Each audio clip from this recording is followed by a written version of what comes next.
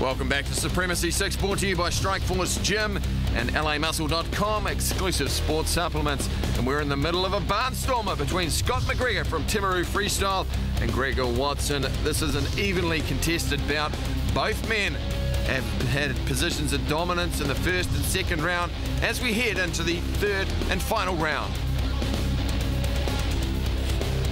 Interesting, Waki, as we've watched the fight progress. Certainly McGregor the stronger earlier, but Watson seems to have got stronger.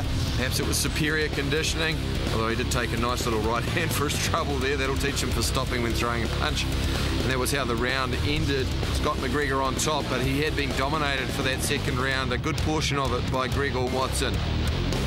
There the trainer just putting a bit of ice on Watson's eye. Looks like a shiner's coming up. Oh! That's not a shiner, mate, that's a sun. As we head into round 3. This is the third round and final round of this fight. McGregor trying to muscle up early on Gregory Watson.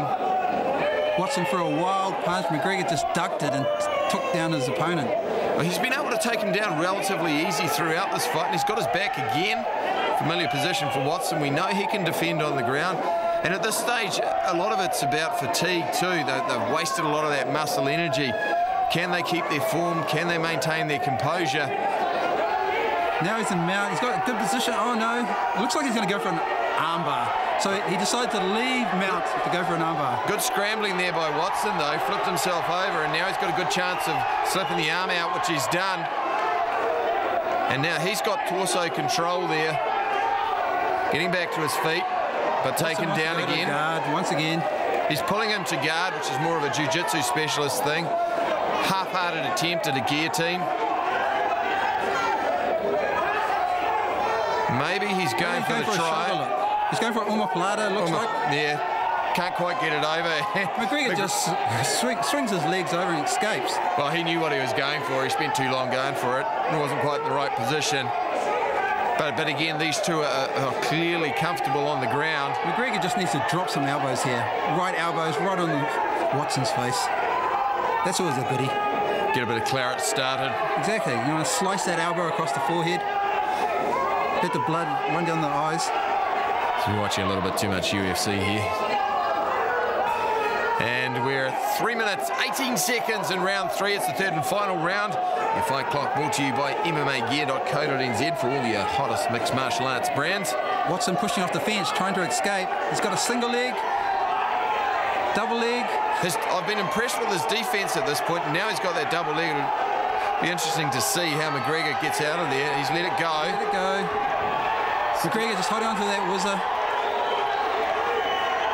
And the whizzer for the uninitiated. Just an overhook. Arm just wrapped over the top of the other guy's arm. It's an old wrestling move. There we go, Master Waki. We don't pay him to be here for his good looks. Watson again on top, inside control. Looking for a position of dominance. Up against the cage, McGregor. Oh, and he's worked his way into what looks like full mount. Scott McGregor giving him his back. And this time, Gregory Watson doing what McGregor hasn't. And raining down a few punches. He's got his arm in. He wants to win this fight. He has to make an impact in this last round. He wants to get in a good position and really land down some blows. Well, he's trying to go, it looks like he's going for the rear naked there. He's got an arm in as well. But that forearm, his right forearm is trapped underneath Scott McGregor's own armpit. And there's a lot of scrambling there, a lot of tight body control movements to avoid opening up any kind of gap, and he hasn't got the hooks in anymore. McGregor looks like he's going to throw him over his shoulder. Bit of claret there. No, he's got the hook back in.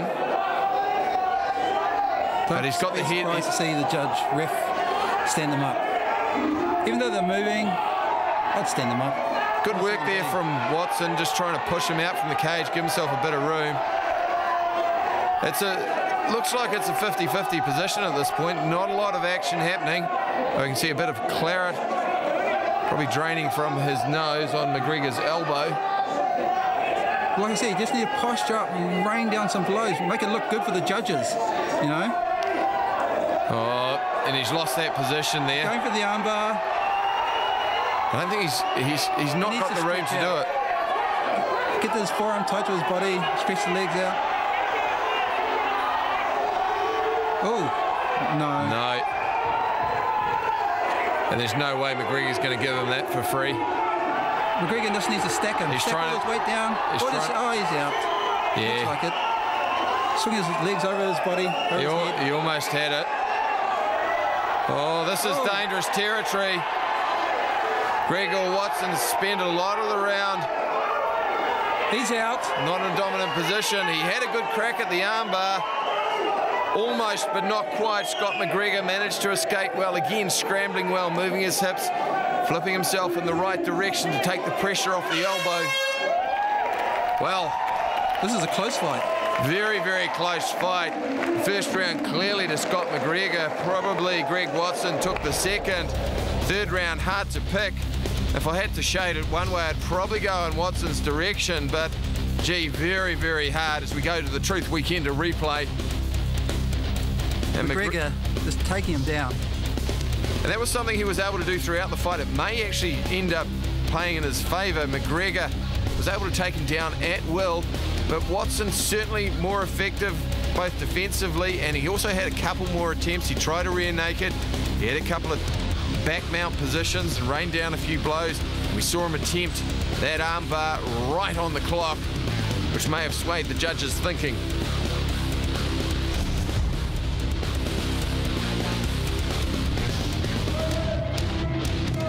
That's a nice shiner.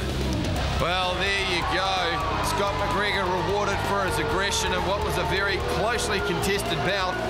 That's Scott McGregor's first victory. Yeah, I knew he was good stand-up, so just tried to use my wrestling and get to the ground, but he was definitely matching it on the ground. He did real well. Did you think it would go that long? Yeah, I had my suspicions.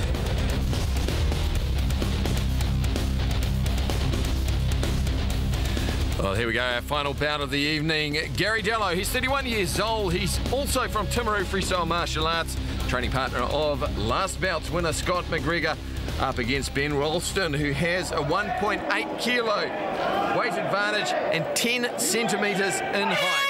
And we're underway. You can see immediately Rawstorn, slightly bigger of the two boys. Dellow in the black and white shorts. Good hands so far. Nice hands. Ben Rawstorn showing a clean pair of hands. Dellow defending well, has to be cautious. His hands just a little bit low on the outside. And again, dropping those with those kicks. If he's not comfortable in the stand-up game, he needs to get out of there and get down quickly. Little snappy jab. Certainly Rawstorn looking very comfortable on top, and he'll capitalising on his 10 centimetre height advantage. Nice little inside thigh kick. Looked like Rawstorn was trying to go for a takedown there, but he just gave up. Yeah, I think the thigh kicks might have put him off. Here he is, nice punches. Oh! Punching in bunches again, as they say. And now we're into the grapple. Thai-style grapple there from Dellow. Oh, he's been dropped by a right uppercut. And Rawstorn just holding ground. And there it is. It's a full stoppage early. Well, we've had 5 tonight, and what a way to end the show. Ben Rawstorn canes him with the right uppercut and then rains down the blows. Disappointment for Gary Dellow. And on the Truth Weekend replay, he said Rawstorn just coming in with the punches. I mean, he did that well, didn't he? Punched in bunches throughout, and in the end, Gary Dellow just didn't offer enough. Little counter right hand there, and we'll see an uppercut there, and that was it. Once he was there, he was in true trouble. Hammer-fisted into submission, and the referee stops it. Mat to par. It's a TKO for the tall 20-year-old Ben Rawstorn from Otago. That really was a good, sharp uppercut. And from there was no comeback. His knees just dropped. Yeah, no. Cage got rattled, the computer went out. Oh, there it is. Nobody was home. Follow up right hands. Well, it's been an interesting fight night. We've had 5 first-round stoppages, and what a way to finish.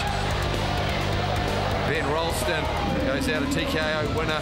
Referee wisely stopping that bout. Gary Dellow's debut in MMA, not successful, but Ben Rawstorn, his second fight, his first win by TKO.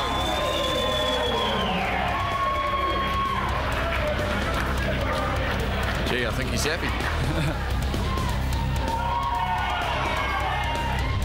Man, I just come out, I was feeling good, let it go. Loved it. Team Hammerhead, all my boys right here.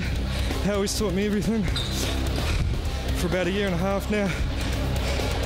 Awesome, man.